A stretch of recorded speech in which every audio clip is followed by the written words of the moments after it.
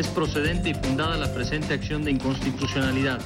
Segundo, se declara la invalidez del párrafo primero del artículo 7º de la Constitución Política del Estado de Baja California en la porción normativa que dice: al sustentar que desde el momento en que un individuo es concebido, entra bajo la protección de la ley y se le reputa como nacido para todos los efectos legales correspondientes hasta su muerte natural o no inducida. Yo estoy en contra del proyecto y por la constitucionalidad del artículo de la Constitución de Baja California impugnado. Estoy por la invalidez y con algunas de las razones que se señalan en el proyecto. Considero que debe de determinarse la validez del artículo porque rige por el principio de libre configuración legislativa de los estados, cuando la Constitución y los tratados no tienen una definición expresa de lo que se trata.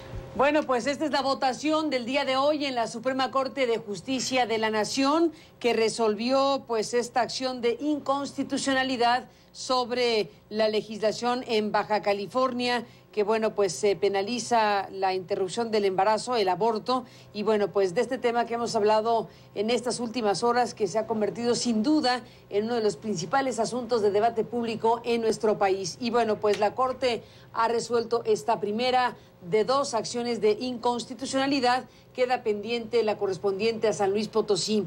Y de eso queremos hablar el día de hoy, de lo que ha sucedido en la Corte y de lo que viene en camino.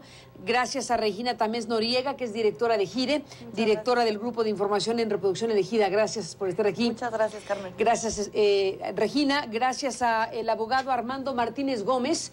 Él es el presidente del Colegio de Abogados Católicos de México. Gracias, Armando, por estar aquí. Gracias, Carmen. Buenas noches. Posiciones distintas, posiciones encontradas, las de ustedes, como es sabido.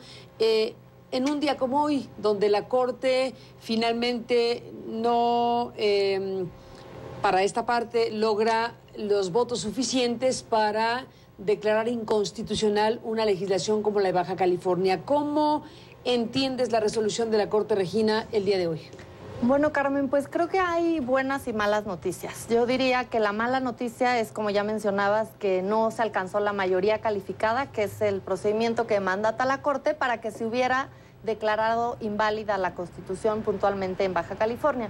Pero la buena noticia es que de los 11 ministros, 7 votaron a favor de las mujeres. Ellos optaron, entre ellos una ministra, la ministra Sánchez Cordero, por salvaguardar los derechos de las mujeres y entender que sí hay una protección a la vida en gestación o una vida prenatal, pero que esa no debe de ser absoluta y por tanto tiene que estar conciliada con, en este caso, la libertad de las mujeres a decidir. El debate no fue la penalización o despenalización del aborto, Carmen. El debate estuvo entre que si una norma constitucional local era válida o no en el tema de la protección a la vida desde el momento de la concepción hasta la muerte natural. Efectivamente, 7 ministros consideraron que no, pero 4 consideraron que sí era válida, y esos 4 ministros son los suficientes para mantener esta reforma como constitucional, como válida y como legal en más de 17 estados de la República, que en este momento pues protegen la vida desde el momento de la concepción hasta la muerte natural, sin que esto signifique que se esté criminalizando o penalizando a las mujeres para meterlas a la cárcel, ni mucho menos. Simplemente es un postulado de las constituciones locales de diversos estados. En este caso se aprobó Baja California, en el que se establece este precepto que va de acuerdo a 4 ministros de la Corte, que va de acuerdo a la Constitución General de la República y que no alcanza los votos suficientes para desechar del orden jurídico nacional esta situación, esta controversia. En sentido estricto, no estamos, como algunos medios han titulado sus noticias, con una Corte que avala una ley, estrictamente hablando. Lo que estamos es frente a una Corte que no... Que desecha una acción. Que no desecha. Es decir, se quedaron las cosas como estaban respecto a esa ley. Exactamente. Y se quedan como están en el Distrito Federal.